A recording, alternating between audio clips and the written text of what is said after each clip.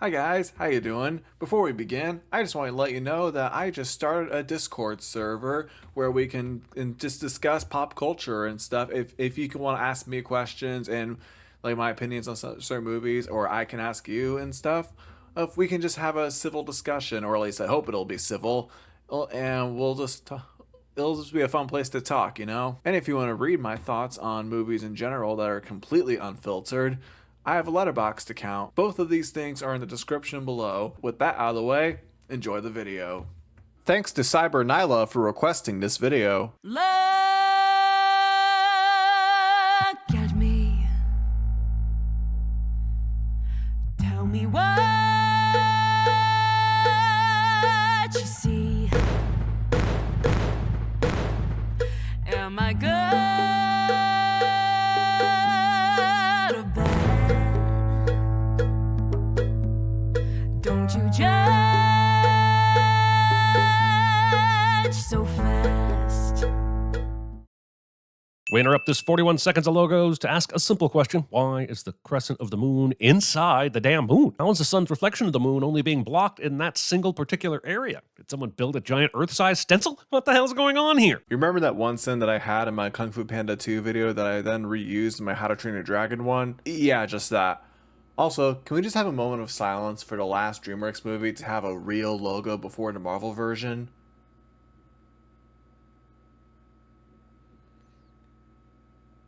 Stop sitting in booths like this. Do you think I want the bottom of your nasty shoes up towards the surface I eat on? Sitting like this in a booth doesn't make you cool. It makes you an asshole. Jeremy just sinned the bad guys for doing something bad. You know the one good thing about this place? What? We never have to wait for a table. Why? Because you're a scary snake? Or is it because you're a talking snake? You know exactly why. Wolf and Snake are bad guys. That's the name of the movie. And they're also animals that people find scary anyway. And the movie flat out says that. And that's why they decided to embrace it. It's just like Megamind, someone who thought because he was good at doing bad things that he could just be a villain. Hey, you! Get over here. Why? I can apparently hear you just fine going 70 down the expressway from 2 lanes over. Also, fourth wall breakeration. You sinning fourth wall breaking now? You just inadvertently sinned the Emperor's New Groove, and that's definitely a sin. Well, you got me. By all accounts, it doesn't make sense. You're afraid because I'm the big bad wolf. I am not. Jeremy yells at the screen cliche. I am the villain in every story. Tell that to Hans Gruber, Regina George, and Daniel LaRusso. Why would you use those villains as examples? And do you know what hyperbole is? Movie will later encourage us to forgive Snake, even though he tried to murder 3 people at a pet store. So, are you saying he's irredeemable?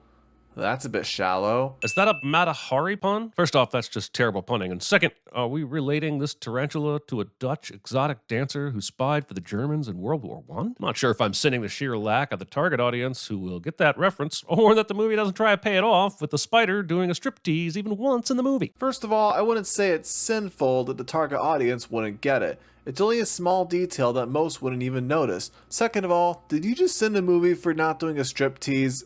Seriously? More suggestions that our lovable crew has murdered people. Again, why are you sending the movie for bad guys doing bad things? The movie kind of has to tell us that they aren't good characters to justify this movie's title. Or are you saying because the movie is about villains that that's a sin? If so, explain why Joker made over $1 billion. Clearly audiences don't care. He's brave.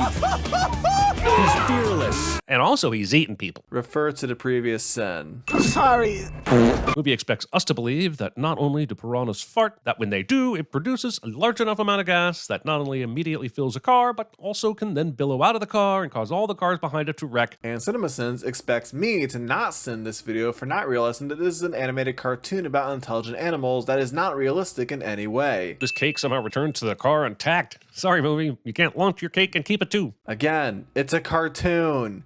Crud, I'm gonna have to repeat myself a lot on this one, aren't I? News position is the HPV of movie exposition. I'm almost more surprised when a movie doesn't have it. Sending exposition even though you would have asked for it if it wasn't there cliche. The newly elected governor, Diane Foxington. Wait, you're telling me that a society of mostly humans elected an animal as governor? Sure, if there's one thing I know about American politics, it's that people go for the candidate that looks the least like them. I mean, Marmalade is a guinea pig that people love and see as a purely good guy, so clearly humans in this world are fine with animals. This is the holy grail of thievery. Isn't the Holy Grail the Holy Grail of thievery? Unless the Holy Grail doesn't exist in this world. Okay, fine. But he better be delicious. This whole redemption arc is kicked off by Snake wanting to eat Professor Marmalade, one of the many things we are asked to forget by the end of this. You know Marmalade is an actual villain, right? I mean, he's the same guy that had people donate him money that he claims will give to schools and hospitals, only for him to not do that. If anyone deserves to be eaten, it's that guy. So here's the plan. It wouldn't be a heist movie without a detailed plan explanation before the heist that leaves nothing to the imagination and only serves to set up where the plan will go wrong later. Sorry, I meant to say it wouldn't be a terrible heist movie without a detailed plan explanation before the heist that leaves nothing to the imagination and only serves to set up where the plan will go wrong later. Oh, come on. That's the best part of every heist movie. Why do you think the Mission Impossible movies are so popular? Except for my videos on those, but whatever. I move past that frustration. Mostly. Also, calling this film a terrible heist movie. That's worth a few extra. Professor, in the past year, you've stopped wars, fed the hungry, and saved countless pandas. For a con man, Professor Marmalade is certainly performing a lot of actual good deeds. Doesn't he have to do a bunch of good deeds to get people to trust him? That is not how that works. And technically, snakes don't talk, right? Piranha not only knew this guy's schedule, but also exactly which stall he was going to use. As preposterous as that is, this wacky universe might just allow this to make sense. Despite this, it is definitely a sin to attack someone on the sacred throne. Wait, you're willing to let this kind of thing slide, but not cartoon physics? Does that feel backwards to anyone else? You're such a good boy. This will now make this wolf in creep's clothing all melting in the knees and tail waggy, because apparently all you have to do to tame a wolf is treat them like a domesticated pet. Jeremy points things out on the screen cliche. This was not supposed to happen. The oh no, how are they going to get out of this one moment every heist movie is obligated to use, because suspense. Why is that a sin? You said it yourself, that it's for suspense. Are you saying that the movie should have just had the characters complete the mission with no problems whatsoever?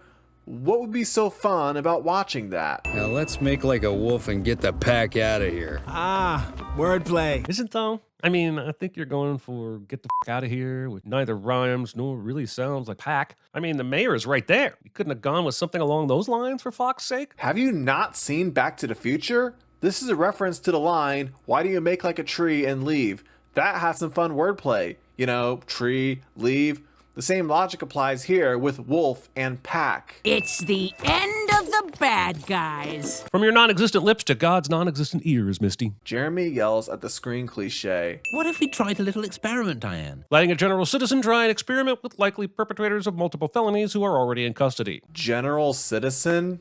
You know that's Marmalade, right? He's a bit of a celebrity, and the fact he did a bunch of good things makes him more trustworthy that he can supposedly turn the bad guys good. My cousin got hit on the head with an anchor, and after that, he only swam in a circle. At first, I thought this was a reference to the other DreamWorks property, Shark Tale, but Frankie definitely died in that one, so this is just a missed opportunity to create a shared universe. Funnily enough, I also immediately thought of Shark Tale when Shark said this, but you just suggested these two movies should be in the same universe, which I'm not okay with. And you feel that tingle of positivity radiating through your body, you're going to want to feel it all the time. He's not wrong, but you have to fight the urge, because there are some places it's not okay to make that tingle radiate throughout your body, like church or the dentist or Panda Express, just as completely random examples. That almost sounds like a Jeremy Says boner sin, so I had 5 sins instead of the usual 10. That's it! I'll teach you to share! I know it's a cartoon, but these characters surviving everything has got to be setting a bad example for at least one child that now thinks they can survive being completely consumed by a shark. You watched Looney Tunes when you were younger, right? Did you ever think that any of the crazy stuff they survived was realistic?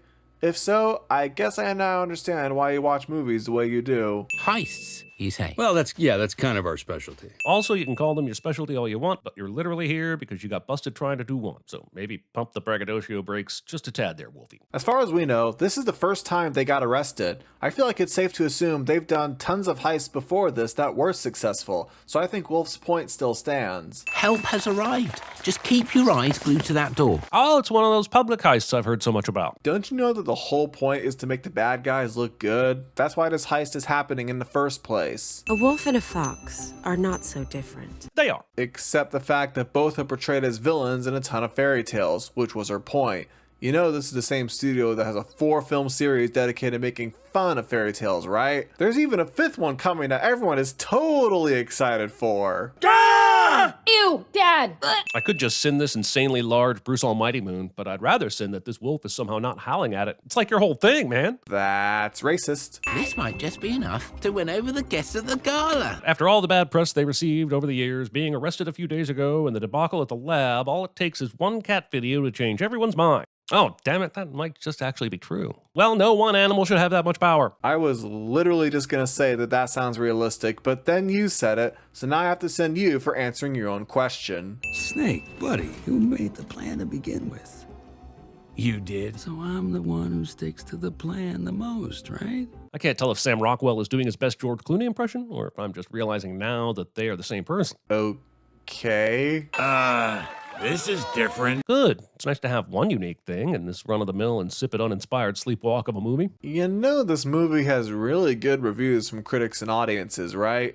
I mean, heck, I wouldn't be doing this movie if a fan didn't ask me to do it. I just spent a good 20 minutes trying to figure out the translation of the Latin text that the Golden State Police Department uses on their official code cards that they store in a suitcase to be carried around parties, and I still don't know what it means. Directly translated, it appears to mean until the need for mourning, love is a soft stage of healing, the bed. And that's some bullshit, because when I need morning love, it is not at a soft stage of healing. So, turns out this is just placeholder text that means nothing. You spent 20 minutes researching that, and I just Googled it, and it took about 60 seconds. Just to be clear, these guys have been singing an impromptu song, playing instruments we didn't know they could play, backed by a band that is somehow following along while they sing lyrics that go perfectly with the theme of the movie. And they've all been doing it for the past 3 minutes of film time. There are so many things to sit in here, but I guess I'll just boil it down to this. Musicals. Sitting good tonight.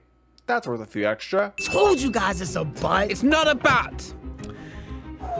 It's the ultimate power source. So it's a butt. This guy literally sinned the earlier scene where they first made this joke. A giant butt! This butt's on for all the sometime. And now he's making that same joke again here. Our life was perfect until you decided to ruin it. Little known fact, one of the tricks Swiss watchmakers use in setting their watches perfectly is to time them to the arrival of a movie's third act conflict cliche. It never fails. This is starting to feel like the Turning Red video all over again. How are third act conflicts a cliche? I'm pretty sure they need one because otherwise we wouldn't have a third act. Don't make me take those crazy pills again. Diane? Act as surprised as you want, but the audience was so far ahead of this reveal they may already be halfway through the credits. So you've been saying that you weren't surprised that Marmalade was a villain, which I have a hard time believing, but whatever, I'll admit it wasn't that big of a twist. But are you seriously telling me that you somehow knew that Diane used to be a thief? Did anyone know that? With this concept and these name intros, I'm surprised they didn't just name the movie The Suicide Claude. Sorry to act pedantic, not really, but you said The Suicide Claude, which makes it sound like you're referring to the James Gunn movie, but I don't remember text popping up on screen to name the characters, which is what happened in the first Suicide Squad film. And do you really think Suicide Squad was the movie that introduced this concept? Creed came out a year before that, and that's just one example. The one guy I thought I could trust stabbed me in the back. That's your front. Jeremy yells at the screen cliche. I guess they won't be explaining why they need air tags till later. Better to be safe than sorry. Here, take it. The problem with this final turn to good for the rest of the crew is that there is no real catalyst for it. Sure, Wolf told them about his experience, but they never had any kind of self-examination moment or even processed what Wolf said in any meaningful way. It just changed for seemingly no reason. And generally, I like a little development to be part of my character development. Shark, Piranha, and Tarantula enjoyed all the attention they got when people liked them. And you're literally showing the scene that makes Snake realize he's not just a straight up villain when he gives Shark the popsicle that he wanted to eat instead. Why are all these characters just named after their animal? It's like I'm reading these names out loud and I'm just like, why weren't they just given real names? Poison gas! Don't breathe it in! Nope, it's cinema's very first pass gaseous ex machina. Congratulations to all involved. How is this a Deus Ex Machina? You earlier called piranhas farting a Chekhov's gun. You know you fart when you lie, right? No, I didn't, but this is cinema's very first instance of Chekhov's fart. Congratulations to all involved. So this isn't a solution that comes out of nowhere. We need some kind of magnetized cross-circuit interceptor? You mean this? Well, good thing she grabbed all of the very specific thing that at no point was it made clear would be necessary on this mission. You know, just in case. Better to be safe than sorry. I don't care how many of them there are. Guinea pigs cannot fly and cannot withstand that kind of force. Movie doesn't know how to guinea pig correctly. And you don't know how to cartoon physics correctly. Pull him up first, or I'll use this. Do it or you'll lose the rock. A demand from a failed negotiation tactic for F9 somehow makes it into the script. Comparing this movie to Fast 9. We're done running away. I guess it's possible she has hidden handcuffs in enough shapes and sizes for most of these guys, but explain to me exactly what handcuffs that Mr. Snake thinks she's about to put on him here and how they would do anything to secure him. Well, I guess that answers that question. Seriously, movie. A fucking handcuff necklace? Despite getting an answer to that question, Jeremy still kept it in the video, though I guess it's not that surprising considering all the mistakes he left in all of these videos.